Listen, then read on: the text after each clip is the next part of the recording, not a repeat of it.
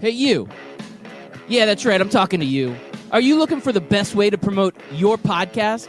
It's easy. Just advertise your podcast to your ideal target audience. That's right, listeners of similar podcasts.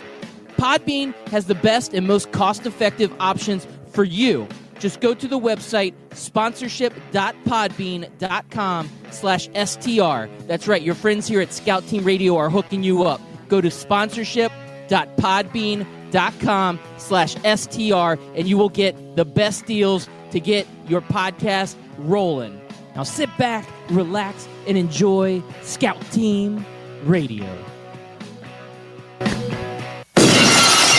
Yeah. You want to like them, but you can't. Are you listening? What? Are you listening? Did you bring me on this show to insult me? Yeah. That's what I'm saying. That's what I'm trying to say. Yeah. Hey, y'all don't want it with us, man. We straight gangsters over here, Straight man. gangsters.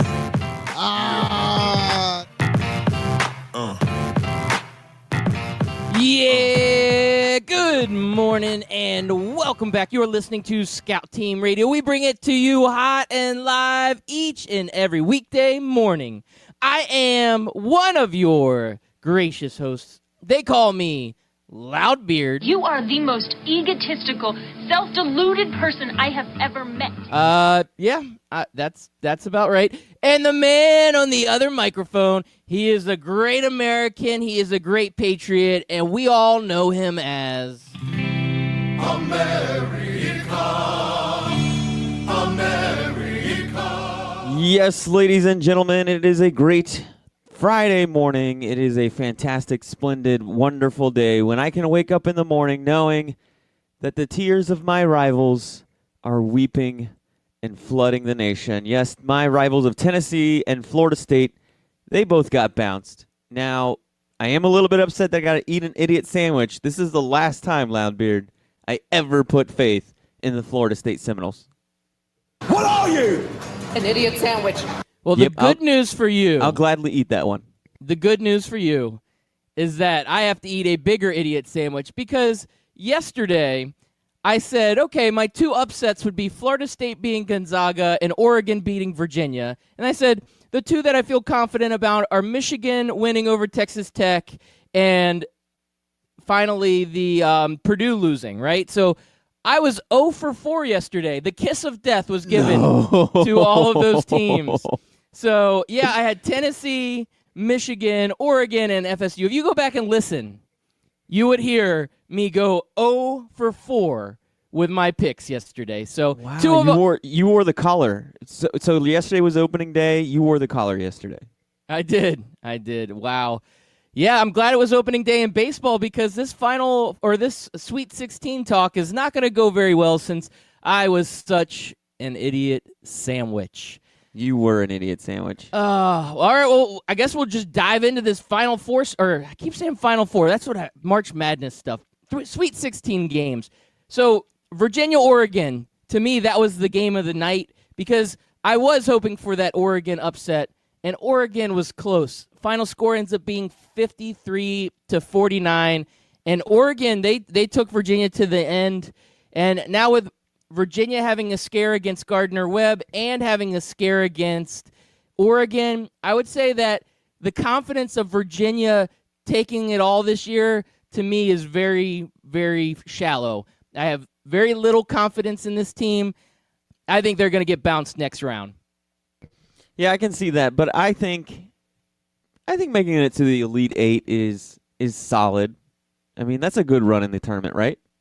Oh, it's super respectable, especially after what happened last year. Yeah, right? They were the definitely. laughing stock last year after getting bounced. The 16 beating the 1, and it just was a mess. So coming in this season, they did have something to prove, and to me, making it to the Elite Eight, that in itself is just an absolute feat, and so that is respectable. And now I'm saying they're going to get bounced, but you know how I am with picking college basketball. Not so good, right? So that could mean they could win it all right now if I put the kiss of death if you're on. the kiss of death. I mean, you've been picking against them this whole way. Yeah, and that's why they keep winning. All they do is win, win, win. All right, so my kiss of death was definitely Michigan. I was wavering on them too, but I was like, you know what? I got to double down for Miss America. I got to double down for my pride. I said something long ago, and sometimes you sink with the ship, right, Loudbeard? You do. Sometimes once you make those decisions, even if you have doubts, like you just go all in. You have to commit to what you're doing. Like when I picked Conor McGregor to beat Floyd Mayweather, there were times where I said, am I crazy? And I said, no. I said it, and I'm sticking to it all the way up until he got beat by Floyd Mayweather. So, but sometimes you got to live with those things. You do. Yeah, man. Well, did you watch the game? Because it was god-awful. I watched the first half. I think the first 10 minutes, I was making tweets about it. I think the combined score was 20 points, maybe. I think like somewhere around there, 16 to 20 points after the 10-minute mark. It was awful. Like the first, I don't know. It was just a bad game all around.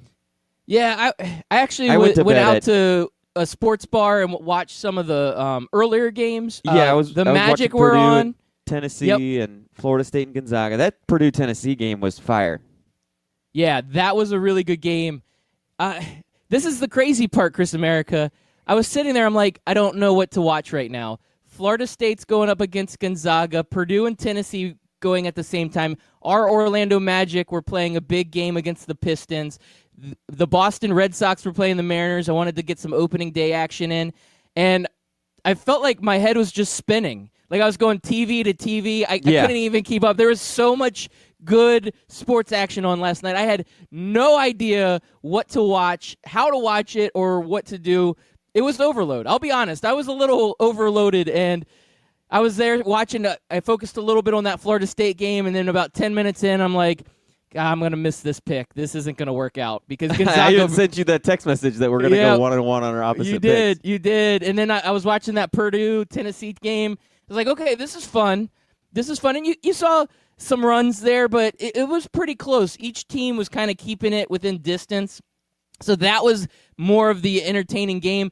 And honestly, I had less interest in that game. I don't really care. I mean, I don't know why Florida State, I guess because it's a Florida team and we're based out of Florida, that I was a little bit more interested, and I like the upset aspect of it, but no, they disappointed quite a bit on that game.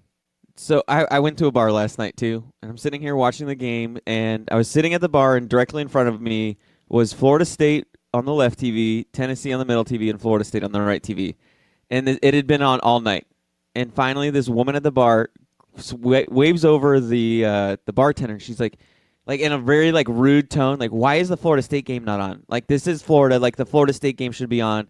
And she's like, I had to check on my phone. I'm texting my friends. Like, what's going on with the Florida State game? Like, why is the Florida State game not on? And he's like, it's on this TV right here. And it was during a commercial break. And she's like, no, that's the Tennessee game.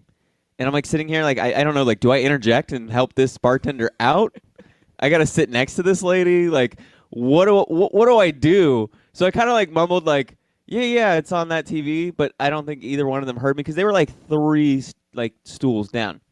And she's like, no, it's not on. And he's like, okay, I'll go check it out with this weird look on his face because he knows that it's been on those 2 TVs for the entire night. So he just kind of walks away and goes to the back.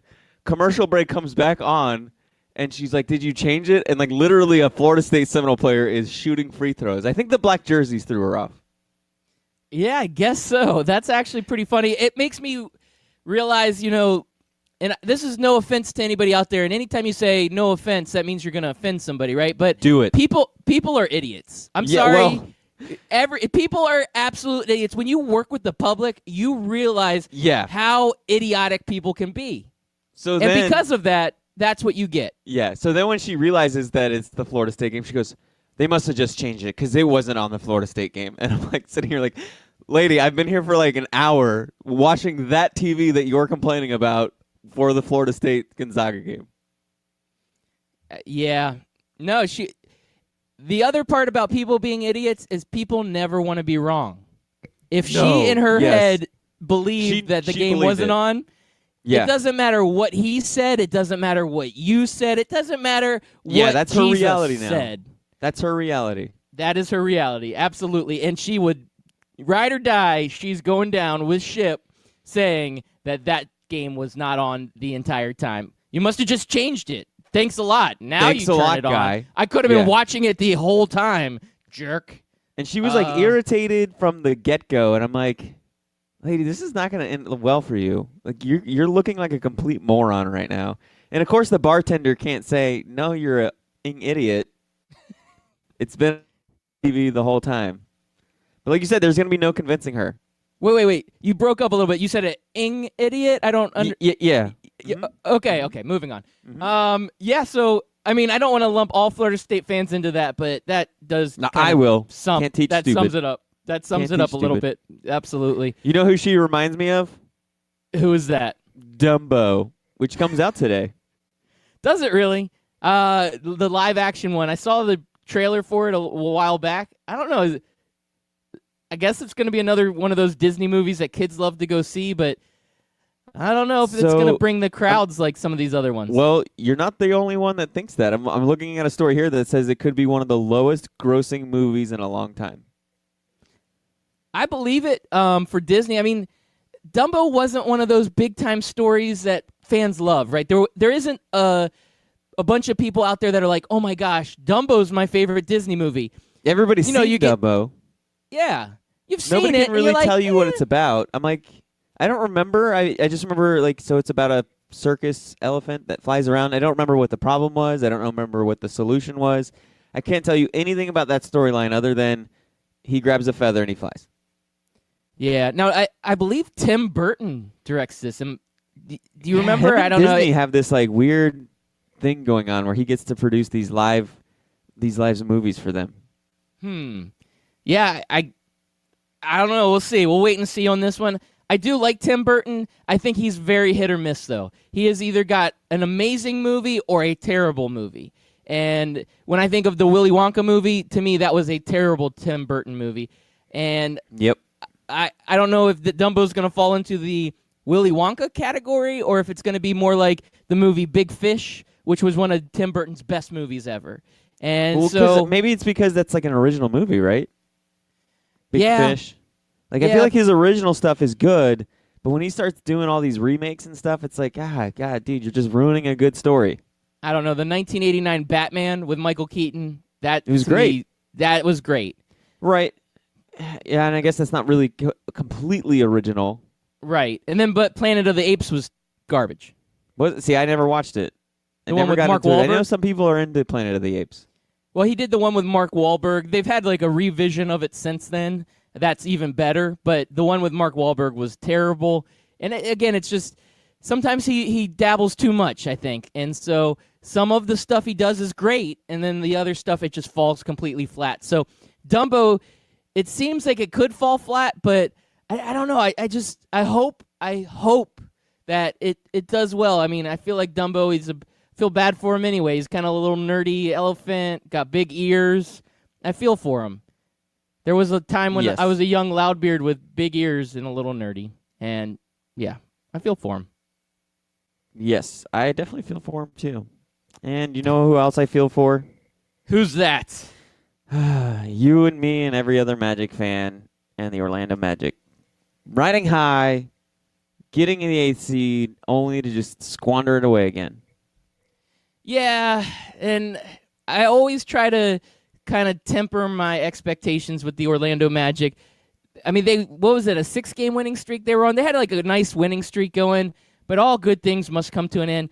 And losing to the Pistons was a tough loss, too, because the Pistons are right there. They were at that 7 seed, if I'm not mistaken. I'd have to look at it because it's moving daily, it seems like. But the Pistons were right there at 37-37, sitting at 500, and we're right behind them, like a game behind them, half a game behind them. And we needed that win. That win could have helped us move up. Instead, we get a loss, and then that pushes us back down. I don't know. This is going to be tough. I see the writing on the wall as us being disappointed again, and then not being high enough in the lottery to be able to get anybody worth anything. And that's, like, to me, is the worst. This is the worst position. This is the position that the Miami Heat have been in since LeBron James left, right?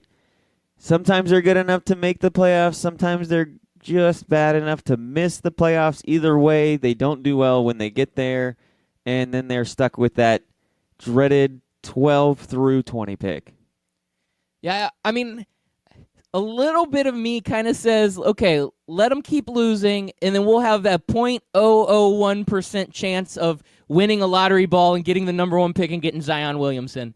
And, having that little small chance, and, I exaggerate 0.001. I think it's literally like 0.4% if you have the best record of all the teams in the lottery. So a very small chance, but almost worth it, knowing that if you got Zion, you are set. Your franchise could be, it's like getting that LeBron James draft pick for the Cavs, or getting, like a franchise-changing player. It's worth it, even if it is a very small percentage, because it's not like we're going to do anything in the playoffs.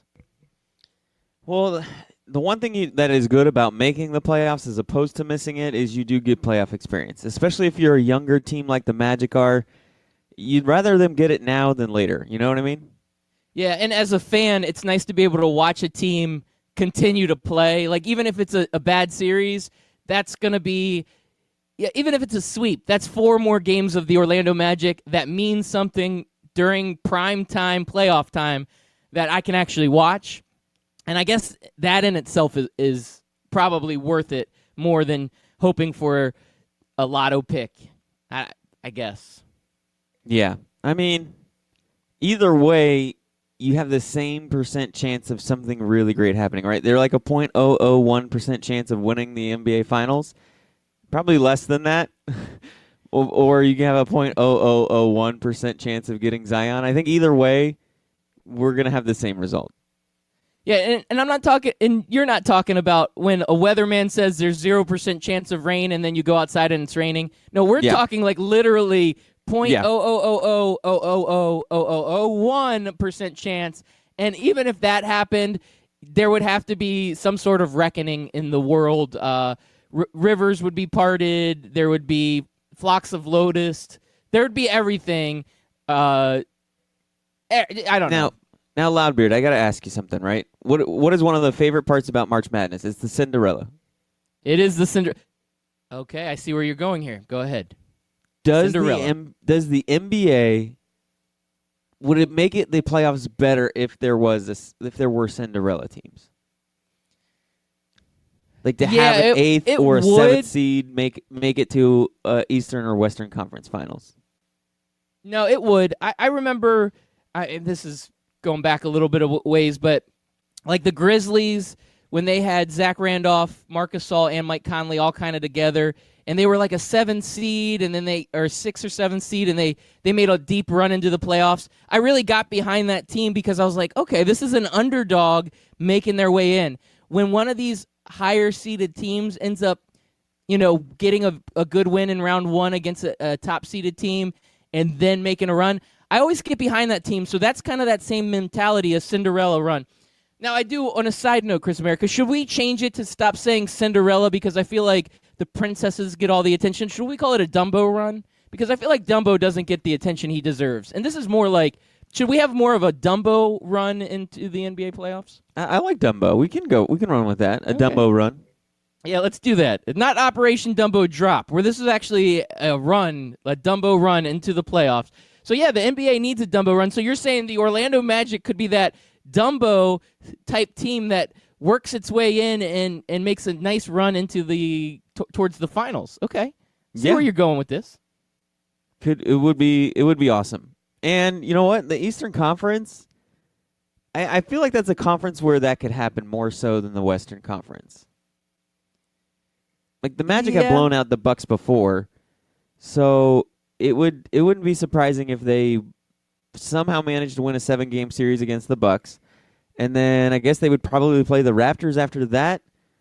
Hey, puncher's chance. But that's kind of why 7-game series playoffs sort of eliminate those Cinderella runs or Dumbo runs early and often. All right, so on our Twitter line, listeners, if you are out there, make sure you hit us up at Scout Team Radio on the Twitter line. You can hit us up. We will read your tweets on the air. And I got a good tweet coming in here. Scott Kaiser from Craft Brewed Sports. He's hitting us up. He says, the best year of the playoffs in the NBA was when the 8-seeded Warriors knocked off the number 1-seeded Mavs. And then the NBA made sure that would never happen again and made the series all 7 games. Hashtag bring back 5-game series. So he's got a couple layers here. One, I remember that those Mavs, that was when Dirk was again at the top of his game. I think that was when Steve Nash was on the Mavs. If I'm not mistaken, I'd have to double check that info. I'd go back and look at that. But that was a good Mavs team, and they got knocked off. That was one of the historic matchups where an 8th seed upset the 1 seed. And he's right. That's when the NBA changed it from 5 games to 7 games. I'll be honest, though, I like the 7 games better, so I can't jump onto that train. Yeah, it was sort of a little bit of both, right? The NBA wanted to make sure their 1 seed didn't lose, and then it just makes more money for them. More games equals more money. And that's always been my argument when people are like, oh, LeBron James has this many more playoff wins. Well, I mean, Jordan had a whole bunch of 5-game series he had to play through where he only had to win 3. So it adds up. But anyways, yeah, so I wish we could have a run, though. We should have a run. I think you're trying to bait me into a LeBron James, Michael Jordan debate. It's not happening. Not on this show. You're not doing it. You're not going to take my bait? Nope, not doing it. Well, I guess that means sports guy. I guess that means I'm not a master spacebar baiter. You're not. Or are you? Okay. Moving on. So on our second half of the show, on Fridays, we always do a nice draft. So Fantasy Draft Friday, we make up a topic and we try to run with it. With it being March Madness and us being into it knee-deep right now, we've got the best college basketball teams not to win a championship. So we've got a fun draft on the second half of our show, but we'll carry on my wayward son into more basketball. Last night, the Spurs, they get a nice victory, 116-110, but we get another jersey retirement ceremony. Manu Ginobili, number 20, gets hoisted up to the rafters, and Greg Popovich says, no championships would have been won without Ginobili. It's a beautiful moment for the San Antonio Spurs fans. Yeah, and at least Ginobili was there for more than 4 seasons. That's true. That's true. He's one of the jerseys that I would say, yeah, go ahead and do it. They had 4 championships during their kind of dynasty run, and Parker, Ginobili, and Tim Duncan were all 3 so instrumental in all of those. Even though Ginobili was a 6-man through a lot of that, he wasn't even a starter. To me, he is in that legendary status where all 3 of those guys deserve to have their jerseys up in the rafters. And, I don't care who says otherwise, but the longevity and the championships and the skill level of the 3 of those players through the entire run of that legacy or that dynasty of the San Antonio Spurs makes those jersey worthy. So, yeah, I'm throwing it out there. That's what I'm saying, Chris America. I just want to throw out a disclaimer out here. We just had a very disgusting accusation. Telegraphed that joke. No, sir, none of these jokes are telegraphed. All of this stuff just flies off the handle on Scout Team Radio. Yeah. Master debater, are you? Yeah, I'm a master debater. I will debate anybody on that. All right, and here, one more topic. Again, the Twitter line gets hot. We're moving on with it. Is Manu more equal or more deserving than both? So, let's see. Oh, no, I'm sorry. Manu equals more deserving than both. I said both. It says Bosch. God, I read that wrong. I need glasses. I kept running. I was like, both who? Yeah, no, it says Bosch. Yeah, Manu equal or more deserving than Bosch. Yeah, Manu is 10 times more deserving than Bosch. Not 10 times, 20 times more deserving. No, not 20 times, 30 times more deserving than Chris Bosch. You heard it here first. Hot Talkie Radio right here. Hot Talkies, sponsorship of Scout Team Radio. And this is no joke. I'm being 100% serious, Chris America. We went to the grocery store last night. My daughter grabs chip, like we're in the chip aisle. She grabs something, throws it in the cart. We're going to check out. I'm like, are those Hot Talkies? She's like, yeah, I love these. I laughed out loud, and my family looked at me like I was a idiot, like a total dumbass. Like, what are you laughing at? I'm like, never mind. Inside joke to myself, laughing out loud in the line at Publix. Sorry, guys. Hey, just wanted to say thank you, Christy, for following at Scout Team Radio. Hope you have fun. Did you see yesterday we had that some robot account sent us a message, and it's like, hey, you're really sexy. You should message me on Hangouts, and then here's my email address. And you look, and it's some supermodel chick, and she's got 2 followers, and it's just not today, Satan. Our Scout Team logo is so sexy, Loudbeard, that they need us to message them on Hangouts. Oh, yeah, she was sliding into our DMs. She was trying. She was trying. Don't they always try? I mean, wouldn't you? All right. Well, Scout Chris Team America, Radio.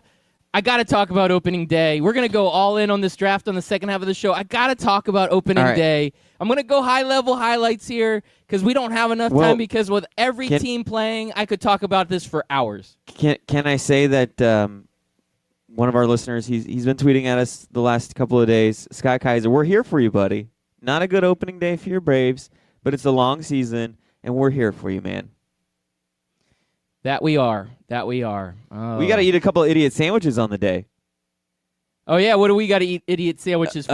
Let me hear it. Snell did not have a good day at all. 5 earned runs, 3 home runs, 6 innings in. Not a good start for Snell. So I'm going to throw this out at you, Chris America. We talked about this a couple weeks ago. He had that exhibition game that he started against the USF Bulls, and they rocked him and he was out within 1 inning. To me, that was a sign that maybe this guy wasn't quite ready. He had such a great year last year, a Cy Young year, but when you have an off season, if you don't continue to work on your craft, if you're more worried about your money or more worried about other things and you already think that you've gotten there, sometimes you can have a little bit of that, we'll call it the sophomore slump, where you fall off. And I was a little bit worried about that with this guy this year because he came out of nowhere. I felt like his star just burst onto the scenes last year, and all of a sudden, he's a big-time superstar Cy Young winner.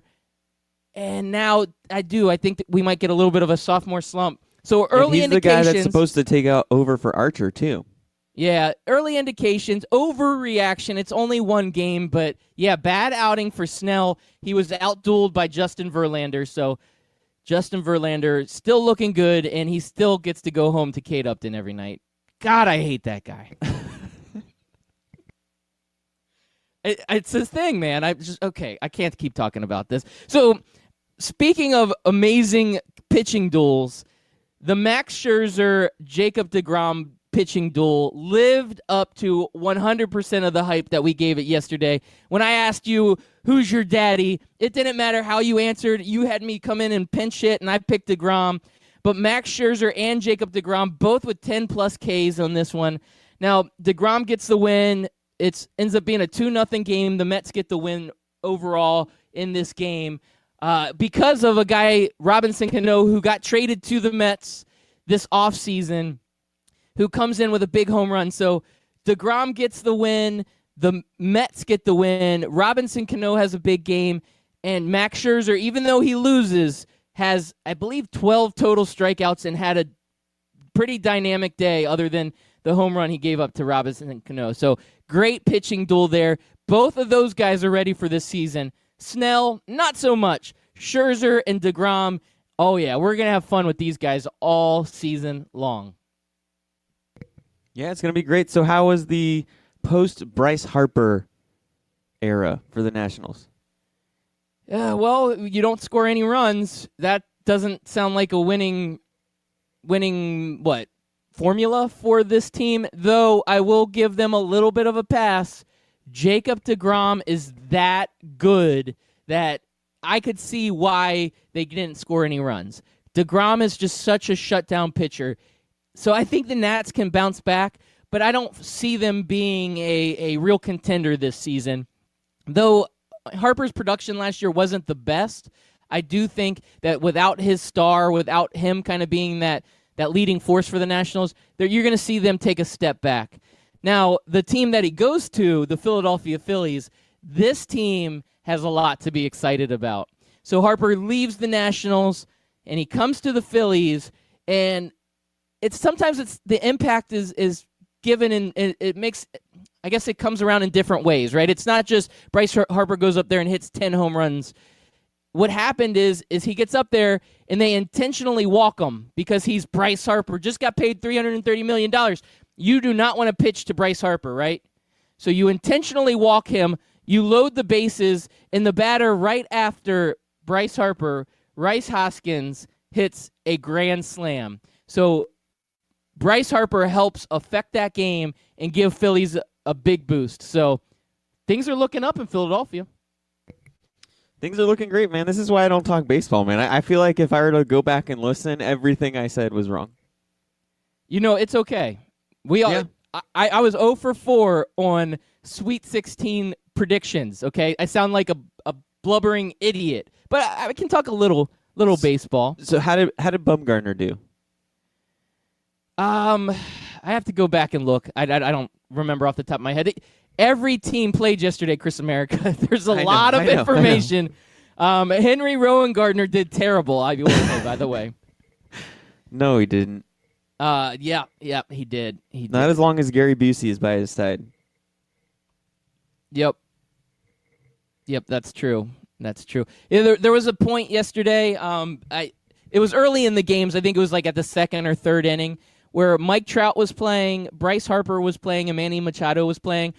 The total of their salaries is over $1 billion, and to start out the season, they were collectively 0 for 6. Just saying. Yeah, and 12 was the magic number yesterday, Loudbeard. The Cubs scored 12, the Dodgers scored 12, and the Mariners scored 12. And the Dodgers had 8 home runs. 8 home That's runs insane. on opening day. That to me, that's fun. I like it. And haven't we been this is what makes experiencing baseball great again? Haven't we been experiencing more home runs lately in the seasons? So adding 8 from one team right out the gate, that's pretty impressive. It's more than just impressive. We got an update. He struck out 9 over 7 and took the L. So he had a good. I mean, so 9 he strikeouts, got 7 innings. He won it, but he lost it. Yeah, That's why I pretty hate much. when baseball does winners and losers for pitchers. I'm like, come on, man, you can only affect one side of the play. If you lose 1-0, you shouldn't take an L on that. I'm sorry. Yeah, I agree. Well, Outbeard, it's that time again. Oh, is it a commercial time already? Yeah, oh my gosh. it's 6:31. Time Hey. comes by at you fast when you're talking about a slow sport like baseball. Yeah. Okay. So yesterday I teased about the AAF folding and us talking about it. We're not going to be able to talk about it. No, we'll but talk about it. You want to talk about it? Let's We're do it gonna- on the our other side of the draft? break. You want to do it on the other side of the break? We'll You wanna get do through it. You We'll wanna- make it happen. We'll make maybe, it happen, maybe, Captain. Maybe. We deliver. I don't know. Should we tease it and not deliver? I mean, we've done that multiple times before. Yeah, that's our MO. Good scout team break or meeting.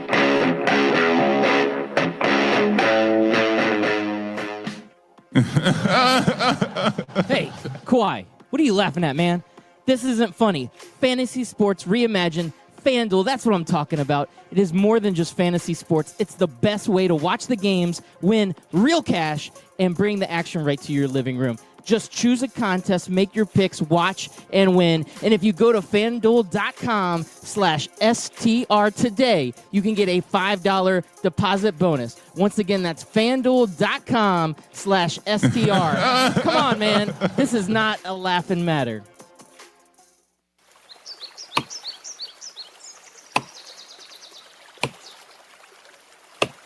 When I'm working hard, I build up a thirst for sports. That's when I grab a cold 12-ounce sports radio.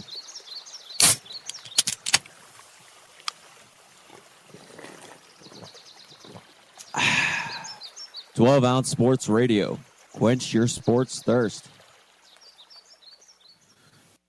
If you've been listening to Scout Team Radio for a long time, you know that myself, Loudbeard, has placed a bet or two in his day. That's right, I've lost the beard bet, I lost the romper bet, but one place I don't like losing is when I bet money, and I can easily do that at MyBookie. That's right, you can go to mybookie.ag, use promo code 12OZSports, and get a 100% deposit bonus up to $1,000. Hey, guess what? That is a lot of money. Do it.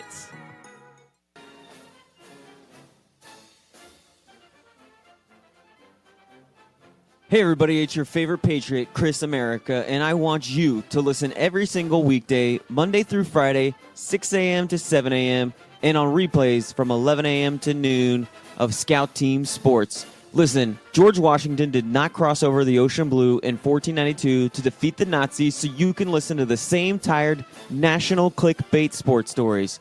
So once again, tune in to us every single morning, 6 a.m. to 7 a.m., and then we replay from 11 to noon. I will see you there, and God bless America.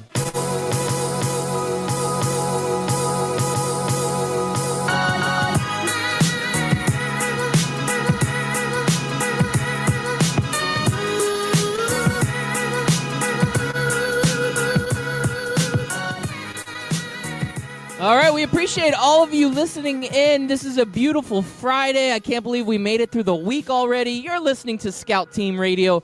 I'm Loudbeard. He's Chris America. We bring it to you hot and live each and every week through Friday, 6 a.m. on 12-Ounce Sports Radio.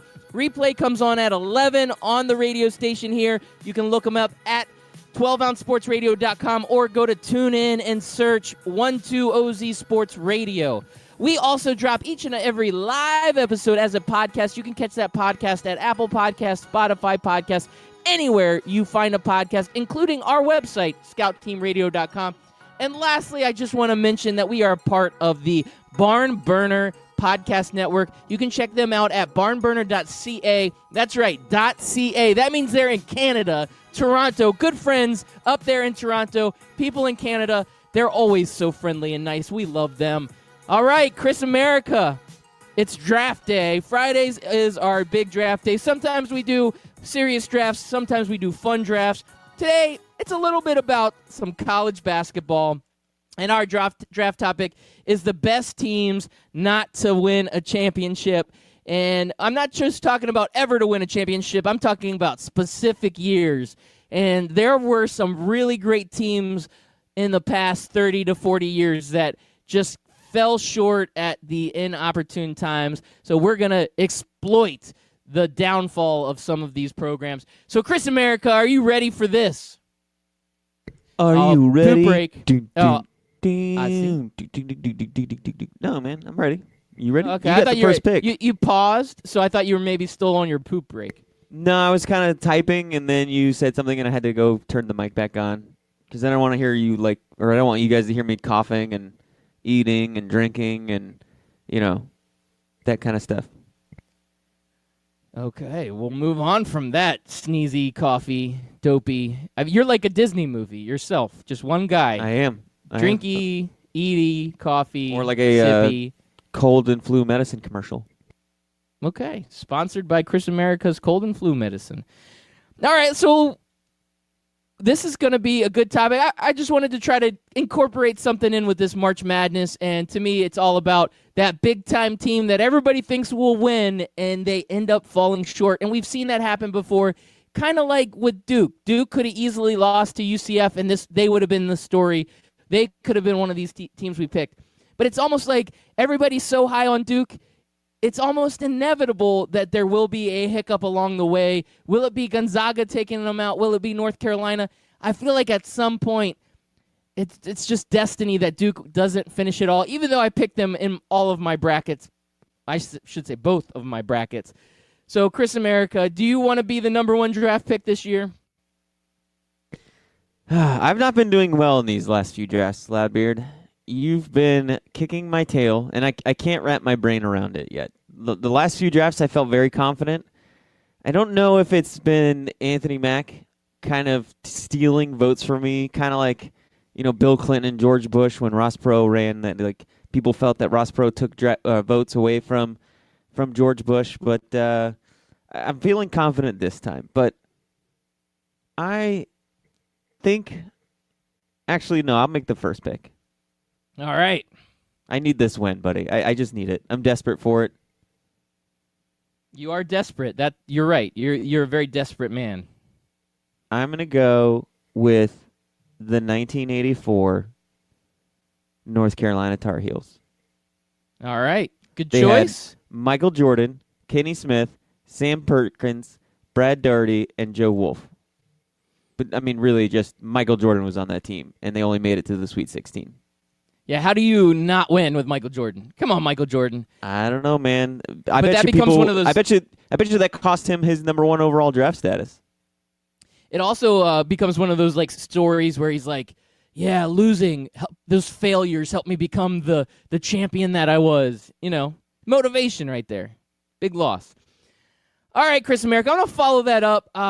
This may not be the I guess, most flashy pick, but I'm going with the 1991 UNLV team. This was a team with Larry Johnson, Stacey Augmon, and Greg Anthony. And I remember how dominant this team was. Larry Johnson, one of my favorite players of that time period, the Grandmama commercials, which came out after, of course, he was out of college because they can't pay players.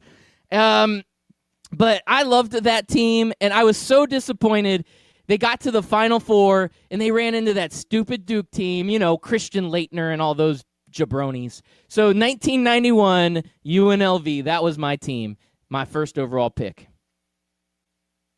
That's a good pick. Now, I'm kind of glad because I was almost going to make the Fab Five my number 1 overall pick. But then I saw that 84 Tar Heels team with Michael Jordan. It's like, there's no way you can let that hang. There's no way a team with Jordan on it isn't the best team to ever not win a title. So with my number 2 pick, I'm picking the Fab Five. All right, Fab Five, okay. That right there is probably a better pick as far as what the fans will vote for. When we put this poll out on Twitter, what will the fans vote for? Fab Five, very quality pick there, Chris America. I cannot fault you for that. But I'm going a decade earlier. I'm going 1983, the Houston Cougars. Houston this year is a very good team that could make it all the way. But the 1983 Houston Cougars had 2 Hall of Fame players, and that was Hakeem Olajuwon and Clyde Drexler, who also won in an NBA championship together. But in 1983, they lost to Jimmy V and the North Carolina State team. We all remember Jimmy V and how inspirational he was. But that team that he beat was the 83 Houston Cougars. Okay, you're leaving some good teams for me here. And now I'm starting to feel like you're throwing this to me. You're feeling bad.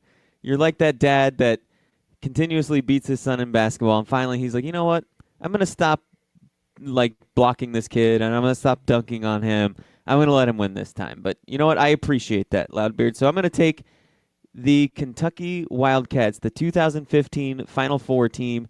This was a team of destiny, Loudbeard. Everyone, and I mean everyone, predicted this team would be unbeatable and unstoppable. Everyone was picking 40-0. This was their year to do it. John Calipari's greatest team ever assembled. Karl Anthony Towns, Willie Cauley-Stein, and Devin Booker. It was an amazing team. They were on their way to 40-0, Loudbeard. They were 38-0 when they made it to the Final Four, but they went against a pesky Wisconsin team. And sometimes those teams like Wisconsin and Iowa and Purdue, those are just some weird, like, they're never going to win a national championship, but they have those, like, really sound, well-coached players that can shut down that young, inexperienced athletes. Man, great pick. This is going to be a tough draft because you have got some solid picks, and I feel like I'm in trouble. I feel like I'm in trouble because you're killing it already. And I'm a little nostalgic. That's one of my problems is I like to go back. I've always liked Georgetown. I love Georgetown when they had Alonzo Mourning and Dikembe Mutombo. I love Georgetown when they had Allen Iverson. But the original Georgetown team that I liked, even though I was a youngster, and I really don't remember this, but I remember seeing this guy play in the NBA, and I loved him. But in 1985, the Patrick Ewing-led Georgetown Hoyas lost in the championship game to Villanova. So to me, that 1985 Georgetown team is going to be next on my list. Okay, so here you want to hear something weird, Loudbeard? You know, Mark, another fan of the show, he always texts in, let us know his thoughts. you're basically picking the teams he sent me to pick. So as Oh, these really? texts are coming in, he goes, Georgetown, Houston, Georgetown, great teams that didn't win. UNLV. Then he tweeted or texted in, Loudbeard is on the money. I had them too, but fourth. And then he just texted me again, Loudbeard is on the money. I'm telling you. See, the problem is the teams that you're picking, these are the ones that are more commercially known. Like, I think Yes. the casual fans will know. Yes. I'm picking more of the diehard college basketball fans will say, oh, yeah, that team, that's the team right there. Yeah. So that's the difference, right? So when we get fan vote on Twitter, is there going to be more diehard college basketball fans that maybe like my classic approach, or are they going more the mainstream, the Michael Jordan team, the Fab Five who had a 30 for 30 for him, or in that Kentucky team, which is, Karl Anthony Towns and Devin Booker are relevant now. So we've got two different styles. We'll see how it plays out, right? Yeah, you're picking a lot of like these older teams, and like I'm looking at like the 1975 Indiana and things like that. I'm like, man, is anybody even going to remember the 1975 Indiana team? Yeah, go ahead and pick them. Good luck. Yeah, exactly. So I'm going to stick with the 1999 Duke team. It was absolutely stacked, led by Player of the Year Elton Brand, who would go on to be the number 1 overall pick, but then didn't do anything. And they also had Trey John Langdon, Corey Magott, and Shane Battier. Oh, man. Unbeaten record in the ACC tourney title, and an average margin of victory of 24 points. Like, this is why when you said, I got to pick Duke to win the title, it's teams like the ones that we're picking right now where it's like, God, these are surefire national championship teams. There's no way these teams are losing. But it's tough to get through that tournament, man. That it is. All right, so moving on. I got my fourth pick, and we're starting to get to the nitty-gritty. I feel like all my really great teams have already been picked. You've gotten some good picks. I'm really kind of tossing up a couple here, and I think I'm going to go with the 1998 North Carolina squad that was led by Vinsanity himself, Vince Carter. They fall short in the Final Four. So that was a good North Carolina squad. So 1998 North Carolina Tar Heels. All right, that's a good pick, Loudbeard. Now I'm trying to think of who you picked, who I picked, what's left on the table here. Because this is the last pick is kind of tough. Maybe I should go with that Indiana team that nobody remembers. Or maybe, just maybe, I should go with the 2005 Illinois team. 2005 Illinois team, they lost in the national championship. Dee Brown, Darren Williams, and Luther Head teamed up to form one of the most exciting teams in the country, Loudbeard. Their only one regular season loss came last game of the season, but they'd rolled through the Big Ten. But, of course, those pesky Tar Heels, those UNC Tar Heels, they always seem to find their way into the championship game, do they not, the Tar Heels? Oh, yeah. Tar Heels, they're basketball legends. They're always in that conversation. Like always. UCLA was a program that did it all in one decade, where UNC has just kind of just been the mainstay decade after decade after decade. And that Illinois team was just another victim to the UNC Tar Heels. Tar Heels. Tar Nation. Tar Heels. All right, my last pick. I've got two choices here, Chris America, and I'm gonna talk this through with you because there's two teams that I feel like could get the last pick in my draft. We have the 2014 Florida Gators, led by Billy Donovan. They go on a 30-game winning streak, and then they lose in the Final Four to UConn. Yes. But I also really like the 1997 Kansas Jayhawk squad, See, I led think you by brought Paul up, Pierce. I think you brought up the Florida Gators just to dig a knife into me. I think that's the only reason why you brought them up. A little bit. So the 1997 Kansas Jayhawks with Paul Pierce, or that 2014 Florida Gators team. And you know that Gators team, I look back, it's not like there's any NBA superstars on that team. It was just a well-rounded team, well-coached, and they end up getting upended by UConn.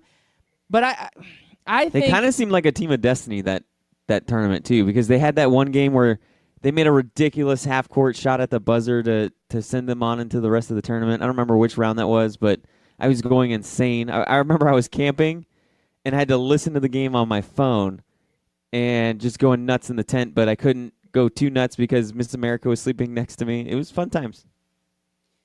Good times, my friend. Good times. And you know what? Just for you. No, wait. I'm thinking of a totally different year because I'm looking like, no, 2014, that wasn't it. That wasn't that run. I apologize. It was a Okay, different run. so. All right. Well, the Gators, they've been relevant when they had Billy Donovan. And I'm not going to pick them. I'm going Kansas Jayhawks, 1997, with Paul Pierce. That was a good team, though they lost in the Sweet 16. Big upset, and I'm going 1997 Kansas Jayhawks. Should have gone to Gators, but they're my honorable mention. We'll go ahead and give them that. Well, Loudbeard, I thought I was going to win, but Mark and Scott both love your list more than mine. Well, Mark is loving your list, and Scott is just hating mine. So I feel like you're just going to get his vote by default. But you know what? I'm confident in my list. I don't care what you guys. Screw you guys. I'm going home. Mark even said that he didn't realize that Loudbeard was so smart. Okay, good. I'm glad Mark is understanding what's going on here, because every once in a while I say something smart. I am also the guy that picked all the wrong teams for the college basketball. So, again, I'm going to bring that up like the 15th time this show, because that's what I'm doing, and I can do that. You It's own our it. show. I You can do own whatever I want. So Whatever. another I do what I want. Another team Mark would have picked was the LSU team that had Shaq, Chris Jackson, and Stanley. Okay. They weren't that good of a team, but they had Shaq. Right. So I don't it was know a that talented the team. Yeah. Yeah, you look back, because there were some teams that you go back and you're like, wow, they had so much NBA talent, but they really didn't go that far. Remember that LSU Ben Simmons team didn't even make the tournament. Well, yeah, because we were saying like Ben Simmons was his greatest player ever. He was on a squad with nobody. That LSU team had no depth. They hadn't purchased their players yet. But they're working on it. All right, so AAF, Loudbeard. Okay, yep, we got 5 minutes left of the show. So and the we have Orlando 1,000 things to talk Apollos about. are away. They have a home game at the next week. Do we see that home game? Yes. I think the season finishes out no matter what is the situation. The season will come to an end. They've got a championship game scheduled, even though they've moved it. To me, that was weird, too. They moved it from Las Vegas to a place in Dallas where it's one of the Cowboys facilities, but not the Cowboys facility, if that makes sense. And, yeah, I think they got to finish it out, right? Like, this has to ride or die to the end of this season? Yeah, I think so. You know what? Loudbeard, I'm going to throw something out here. I think next week we should get a fan to tweet in their picks for us. Okay? So Scott Kaiser, he's been giving us some garbage, or maybe we can have a fan text in a tweet. They're listening to the show. They can text it in or tweet it in. We'll read off their picks. We'll say, hey, it's your pick. Time to roll in, and you guys just tweet in your pick or text in your pick. I think we should do that next week. And so that way our fans can see just how difficult this is. Okay. So, like, if someone tweeted something in, they would say, hey, Chris America, no, don't get it twisted. I love Loudbeard's list. I don't hate your list. You just got ran over. That's all. Uh-huh. We'd be okay with that, right? You just got ran over. It happens. Yeah, that's what Scott's got. We're gonna see what the people say, okay? We're gonna see what the people say. I got Michael Jordan, but then again, I had Michael Jackson on one of my lists, and I still lost. So I don't know what's wrong with the world. Yeah, Michael Jackson. People like his music. They don't necessarily like him. Think about it. So the AAF, as the stories have been unfolding, it looks like the league itself is in trouble and it could be gone after this season. Do you think that they will survive, or do you think this is it, one and done for the AAF? So the story on this is just odd. The investor that we talked about earlier in the season, Tom Dundon, the Hurricanes owner, he's wanting the NFLPA to make an agreement with them of some sort so that way they can get NFL players. And now he's kind of saying, if I don't get this, then I'm taking my ball and I'm going home. Okay. So I don't know if he's just trying to, I don't know what that does to the NFLPA. Like, if he's trying to, bluff them in, because they don't care. Like, we don't care about your league. Yeah, I don't know. This is a tough story. Why does the NFL not want to have a minor league? This is what I'm kind of really struggling with, is I kind of agree with Tom. I agree that NFL needs to step in and set up. The Major League Baseball has a great minor league system. The NBA is supporting the G League, right? Why does the NFL not want to have some sort of developmental league? To me, it doesn't make sense. And they could infuse some cash into this league and make it their minor league program, and it would be great. It doesn't get terrible attendance, but it's not going to get a 60,000 person attendance like you would on an NFL game or an 80,000 person attendance. We have to understand that it is going to be a 10 to 20,000 person attendance depending on where you're at, and that's okay. We're not going to pay these guys a ton of money, but they need some sort of support. It can't be just an independent league. Independent leagues end up going belly up. This needs some sort of support from the NFL. And the NFLPA, the NFL, Roger Goodell, anybody listening needs to step up and let's have a developmental league. Why would that hurt the NFL? Why?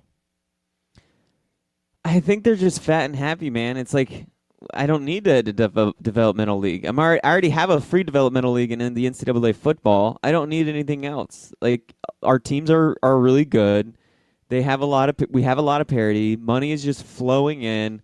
And then I think they also look back at NFL Europe and say, it wasn't worth it for us. Whatever, NFL Europe. On that note, have a great weekend. Peace.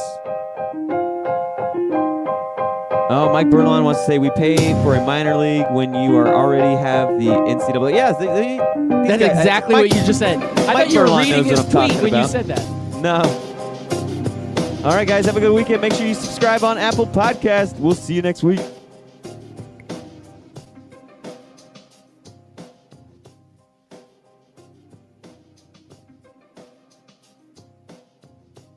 Hey, what's up there, listeners? This is your friendly neighborhood Loudbeard, and I'm here to tell you that there's two types of people in the world, those that are on a podcast and those that want to be on a podcast. And if you are one of those out there that want to be on a podcast, one of the first decisions you will need to make is which podcast host you want to use. That's right. If you're thinking about starting a podcast, you need to check out Podbean. Here at Scout Team Radio, we have been using Podbean since the very beginning, and we absolutely love it.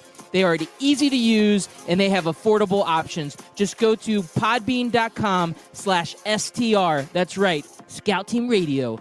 Podbean.com/STR to get started today. What are you waiting for?